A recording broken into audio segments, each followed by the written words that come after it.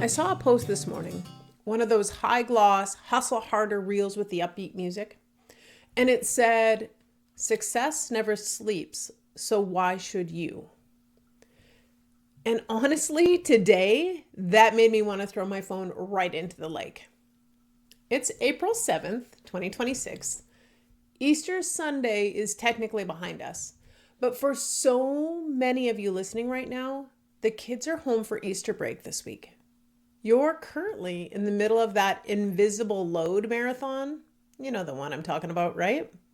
It's the trapeze act of trying to settle the kids into a movie or an activity just to buy yourself 60 minutes apiece to clear your inbox, or you're racing to camp drop-off at 8:30 a.m. just so you can finally get to the office and actually breathe for a second. We've been sold this lie that if we aren't reachable 24/7, we are failing our clients and our families.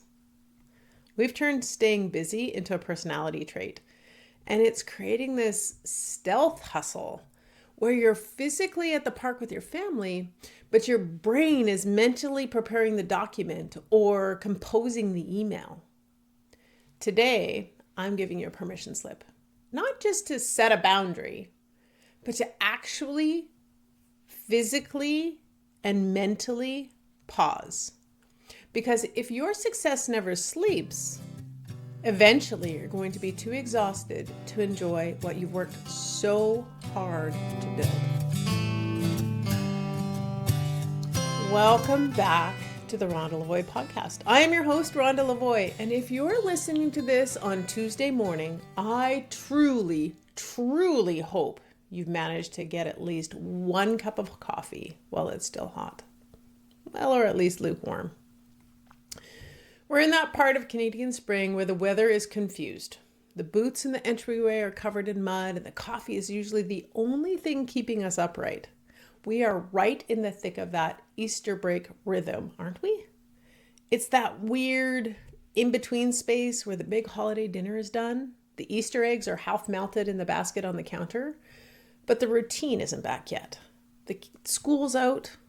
The house is a little louder than normal. And maybe you're currently doing that dance we all know too well. That one where you're trying to squeeze in work calls from the driveway while the kids play inside. Or you're negotiating one more hour of Legos just so you can send that one urgent email that's been sitting in your drafts since Saturday. I was sitting in my kitchen yesterday looking at the pile of muddy boots and half-opened Amazon boxes, and I realized that we've reached a breaking point in 2026. We have all these tools, AI, instant messaging, CRMs that ping us in our sleep and that were meant to make us efficient. But what they've actually done is they've just made us accessible. We want to be the woman who has the thriving business, that one who is on top of it, and also be the woman who makes those perfect, lasting Easter break memories. But nobody tells us that having it all usually just feels like managing it all at 11 p.m. when you're too tired to even think about what's going to go on tomorrow. I want to record this today because I want to talk about a very specific tax we are all paying. It's a hidden fee on our attention, and it's leaving us absolutely bankrupt. It's the reason you feel tired even when you haven't done much. And it's the reason your kids keep asking you why you're on your phone when you're supposed to be watching the movie with them. We're going to talk about the just one peak tax. We've been lied to about what balance actually looks like. Every guru, every productivity book, every wellness influencer on your feed tells you that the secret to peace is just setting boundaries and turning off notifications. Just flip the switch, they say. Go into do not disturb mode and your life will magically be yours again. Well, I've had my notifications off for a long time, and I realized something that nobody wants to admit. It didn't fix me. Because when you turn off the ping, you just turn on manual check. I stopped being interrupted by my phone And I started interrupting myself. I found myself opening Instagram just to see how my latest post is doing. Or I just want a quick look. 3-second escape from the chaos in the kitchen or the noise of the kids. But here's the thing. You think it's just one peak, but suddenly 40 minutes have vanished. You haven't rested. You haven't recharged. You've just paid the just one peak tax. See, your brain has a limited amount of boss energy, that decision-making power for the day. Every time you switch from your real life to that screen, you're paying a massive withdrawal from that account. You aren't just checking a post. You are literally spending the mental clarity you need to lead your business and show up for your family. That peak isn't free. It's the mental energy it takes to travel into the digital world and then try to fight our way back out to the real world. Offline doesn't mean your phone is quiet. It means your brain is actually allowed to be bored. And in 2026, boredom is the ultimate luxury. I'd like to say that again. In 2026, boredom is the ultimate luxury. I want you to think about that word, luxury. Why does it feel like a luxury to sit on your porch and watch the birds? Why does it feel like a crime to not be producing something? It's because we've been conditioned to think that our worth is tied to our responsiveness. If I don't reply in 5 minutes, I'm not a good professional. If I don't post the perfect Easter reel, I'm not a good marketer. It's exhausting, isn't it? We're all walking around with 50 tabs open in our brain. And we wonder why the battery is at 2% by noon. I want to be really deeply honest with you about where I am right now, because I think a lot of you might be there too. A long time ago, I turned off all my notifications. I bought into all the hype. I read the books about digital minimalism. I listened to the experts tell me that my phone was the enemy. And honestly, I have preached that same hype right here on this show. I told you guys, silence the noise to find your voice. I thought that by silencing the pings, I was taking my power back. And it felt like it was working. But lately, I'm not so sure that was the right path for my reality. Because what happened was, instead of my phone bothering me, I started bothering my phone. I became my own worst stalker. It became second nature, like impulse, where my hand reaches for the phone with absolutely no prompt at all. I could be in the middle of a great conversation with my spouse or sitting in the living room with my kids. My thumb just starts twitching to check to see if someone liked my last reel or if the app had another download. It's an impulse that happens before I even realize it. It's like breathing almost. But then comes the guilt, that heavy sinking, why do I do that feeling when you realize you just wasted 10 minutes checking apps for no reason while your kids were right there. It feels like you're being owned by this piece of hardware. So I've actually done something that feels like a failure if you listen to the gurus. I've turned my notifications back on. I'm testing out which is the lesser of two evils. Is it the ping that tells me exactly what I've missed so I can stop wandering?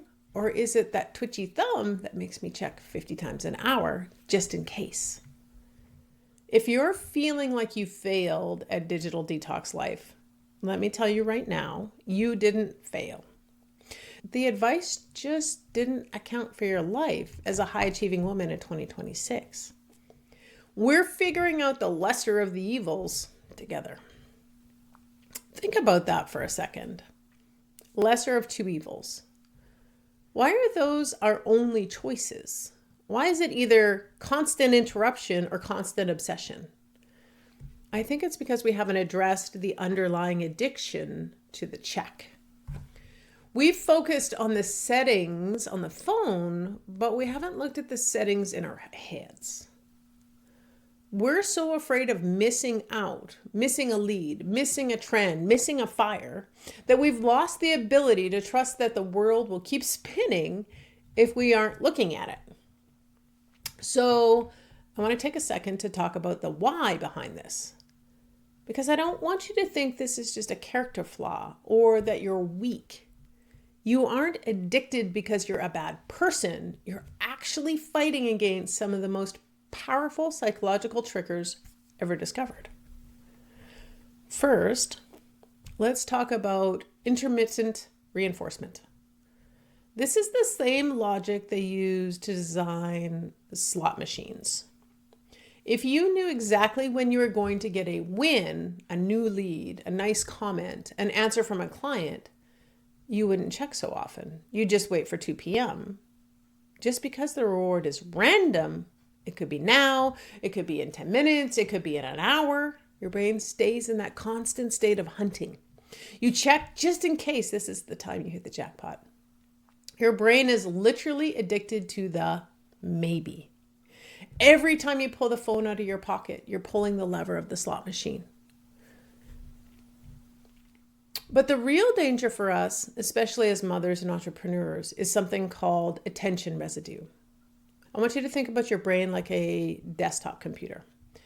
Every time you peek at your phone to escape the noise for 3 seconds, you're opening a new tab. And here's the science that should make all of us pause.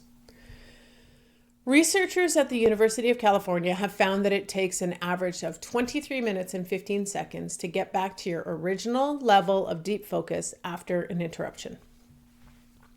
Let me say that one more time. It takes an average of 23 minutes and 15 seconds to get back to your original level of deep focus after an interruption.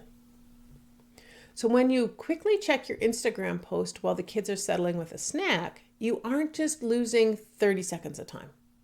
You are sabotaging your brain's ability to be fully present for nearly half an hour afterward. If you check 3 times an hour, which, let's be honest, is a good hour for most of us, we usually do more, you are literally never fully in the room. You are living your life in a state of mental fog, stuck in the residue of the last app you looked at. That is why you feel so exhausted at the end of the break. It's not because you did so much physical work. It's because your brain has been trying to reboot its focus over and over and over and over again all day long, and failing every single time. It's like trying to start a car in a Saskatchewan winter with a dead battery. You're turning the key and turning the key. You heard the engine straining, but you never actually get moving. So how do we actually break this manual check loop when willpower clearly isn't enough? Because let's be real, willpower is a limited resource. And by 3 p.m. on Tuesday of Easter break, my willpower is 0. This is where I've started using the Paste app, but not as a blocker that treats me like a kid. I don't use it to cut myself off from the world. I keep my essential notifications on, like my texts and calls, because I don't want to be wondering if I've missed a call or missed a message from a client. But I use Paste for the Trance apps. You know exactly which ones I mean? Instagram, Facebook, TikTok, Reddit. The apps you open on pure impulsive reflex just to escape for a second. Since I'm testing having my notifications back on, Paste acts as my safety net. It creates this pattern interrupt. When I've been in one of those apps too long, or I'm trying to open them for the 10th time in an hour, Paste triggers a cooldown. It's that 1 second of friction where I can stop and ask, Rhonda, why are you doing this right now? Are you actually looking for something, or are you just trying to escape the noise? And if I really feel that twitchy need to keep scrolling, I have to use the walk to unlock. If I want to get back into Instagram right away, I have to physically get up and walk. And let me tell you, by the time I've walked through the house or into the backyard, that itch is gone. I've reconnected with my body, I've seen the sun, and I've realized the digital world can wait. Paste, it's not about punishment. It's about making the trance cost something more than just peace of mind. It's that friction that saves us. In 2026, everything is designed to be frictionless. One-click buying, infinite scrolling, instant replies. But friction is where our humanity lives. Friction is what gives us the space to choose. So I want to give you a challenge for this Easter break, and I want you to do it today. Let's call it a 2-hour digital break. I'm not asking you for a whole day. I'm not asking you to delete all your apps. I'm asking for 2 hours.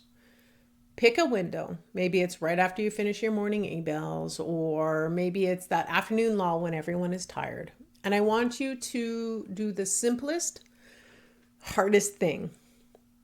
Put your phone in a drawer in another room and close the door. And then go take a long bath or sit and watch a movie with your kids and actually look at the screen. I want you to go zero output. No phone, no planning for next week, no optimizing your life. I want you to just sit in the uncomfortable feeling of having nothing to do. If you feel anxious, if you feel that phantom buzz in your pocket, good. That's just the stealth hustle leveling your system. Stay in it. Take the 2 hours. I promise you the business will still be there in 120 minutes. The world is not going to stop spinning. But your ability to actually lead your life and enjoy the people in it, that is what's at stake. To wrap this up, I want you to really carry that idea of the just one peak tax with you today. Every time your hand reaches for the phone out of habit, I want you to ask yourself, is this peak worth 23 minutes? Whether you decide to keep your notifications on, like I'm testing right now, or you keep them silenced, the goal is the same: to stop letting a piece of hardware run your brain. We've talked about the visible load, the day camps, the activities, the meal planning. But the invisible load of our digital addiction is just as heavy. It's okay to admit that the gurus were wrong for your reality. You are not a failure for finding this hard. Give yourself the permission to pause. You've worked hard. You've managed the holiday. You deserve a brain that isn't constantly refreshing a screen. Thank you for being here. If you enjoyed today's show, I wonder if you could do me a favor. Can you take 1 minute and leave a 5-star review on your favorite podcast app? That review will help other women just like you find us, making that review an easy way to help others. Also, you can find all the show notes, the links, and all the other important information about today's episode over at rhondalavoie.com. Now, go take those 2 hours for yourself today. You've earned it. I'm Rhonda Lavoie, and I'll be here next week, refreshed and ready to get it done and keep it real. Happy Easter break, everyone.